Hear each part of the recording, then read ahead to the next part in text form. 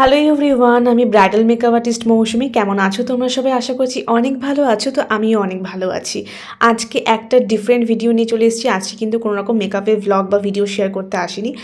14 ডিসেম্বরের ভিডিও, সেদিনকে আমরা গিয়েছিলাম কালিম্পংয়ে। তো সেটারই ডিটেলস ভিডিও আজকে তোমাদের এই ভ্লগের মাধ্যমে শেয়ার করব। সেদিনকে দুটো ভিউ পয়েন্ট আমরা কভার করেছিলাম। তো কীভাবে যেতে পারবে না যেতে পারবে টোটাল ভিডিওটা কিন্তু দেখলে পরে তোমরা বুঝতে পারবে।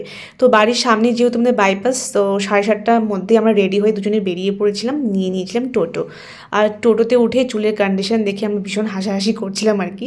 তো এখান থেকে ডাইরেক্ট আমরা চলে গিয়েছিলাম পানিট্যাঙ্কি মোড়ে। পানিট্যাঙ্কি মোড়ের ঠিক উল্টো পাশে, সেই উল্টো পাশে গিয়ে না তোমার টিকিট কাউন্টার পেয়ে যাবে, যেখানে তোমরা কালিম্পংয়ের শেয়ারিং গাড়ি পেয়ে যাবে। তো সেখানে আমরা একটু ওয়েট করছিলাম, বিকজ ফ্রন্ট সিটটাই আমরা ভাবছিলাম বসবো আর কি।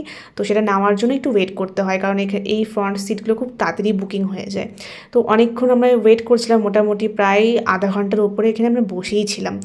আর দুটো গাড়ি ছেড়ে দেওয়ার পর দেন আমরা পেয়েছি একটা ফ্রন্ট সিট, মানে দুজনের জন্য আর কি। তো সেটি বুকিং করে নিয়ে আমরা সোজা রওনা দিয়ে দিয়েছিলাম কালিম্পংয়ের উদ্দেশ্যে। তোমরা চাইলে পরে কিন্তু বাসেও যেতে পারো, সেক্ষেত্রে কিন্তু ভাড়াটাও অনেকটা কম লাগবে, আর যেতে হয়তো একটু টাইমও লাগতে পারে। সেবকেশ্বরী কালী মন্দিরটা ক্রস করার পরে ভিউটা এতটা সুন্দর লাগছিল, চারপাশে এতটা নিট অ্যান্ড ক্লিয়ার যে ভীষণ সুন্দর লাগছিল সামনে থেকে দেখতে ভিউটা। আর এটা ছিল আমাদের সেকেন্ড কোনো লং জার্নি। ফার্স্ট টাইম যখন আমরা বিয়ের পর হানিমুনে দার্জিলিংয়ে গিয়েছিলাম, সেখানকার যে এক্সপিরিয়েন্স ছিল টোটালি আলাদা, কারণ সেখানে আমরা স্টেও করেছিলাম 3 দিনের মতন, সেভাবেই ঘুরেছিলাম। কোনো রকম প্ল্যানিং ছাড়াই আমরা সেদিনকে বেরিয়ে পড়েছিলাম কালিম্পংয়ের উদ্দেশ্যে। প্রায় পৌঁছতে সময় লেগেছিল 2.5 ঘন্টার মতন। যেহেতু সেদিনকেই আমাদের ব্যাক করতে হবে, তাই ধকলটাও গিয়েছিল অনেকটাই। গল্প করতে করতে পৌঁছে গেলাম কালিম্পং বাস স্ট্যান্ডে। এখানে নেমেই সব ফার্স্টে করে নিলাম পেট পুজো। কিছু চিপস বিস্কিট কিনেছিলাম, তার সাথে এখানে একটা ছোট মোমোর দোকান দেখতে পেলাম। নিয়ে নিয়েছিলাম এগ বয়েল আর তার সাথে ভেজ মোমো। খেয়ে দিয়ে নিয়ে এখান থেকে সোজা এখন খোঁজ করতে গেলাম যে কিভাবে যেতে হবে ভিউ পয়েন্টগুলোতে।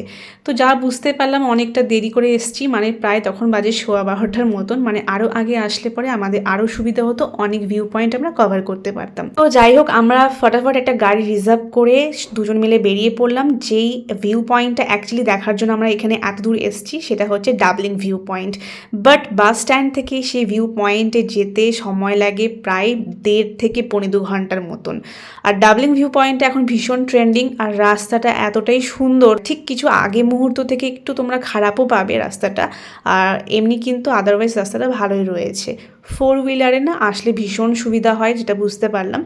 তো যাই হোক, এই যে গন্তব্যস্থলে যেতে যেতে আমরা তো ভীষণ বোর হচ্ছিলাম, তার সাথে ভিউটা দেখে এনজয়ও করছিলাম। ফাইনালি যখন পৌঁছে গেলাম, দেখলাম একটা প্রায় পাড়ার মধ্যেই করেছে ব্যাপারটা।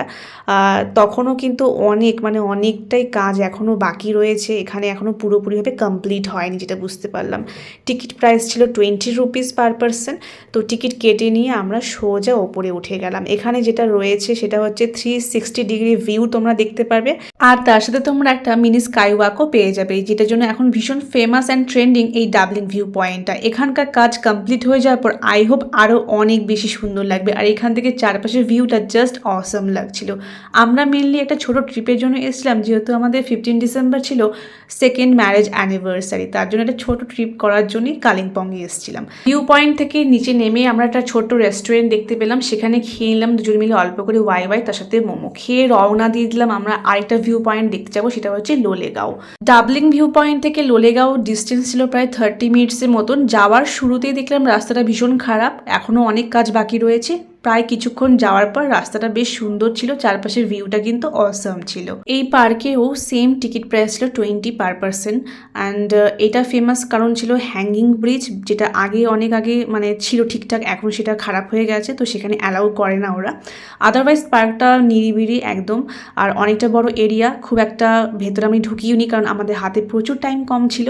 আর সেদিনকে আমরা ভীষণ খুশি হয়েছিলাম, কারণ আমাদের অ্যানিভার্সারিটা একটু অন্যরকমভাবে সেলিব্রেশন করতে চেয়েছিলাম। আগেবার যেহেতু একটু ফ্যামিলিভাবে আমরা সেলিব্রেশন করেছি, তো সেবারের তুলনায় সেকেন্ড ম্যারেজ অ্যানিভার্সারিটা একটু অন্যরকমভাবে আমরা চেষ্টা করছিলাম আর কি, অন্যরকম কিছু করার।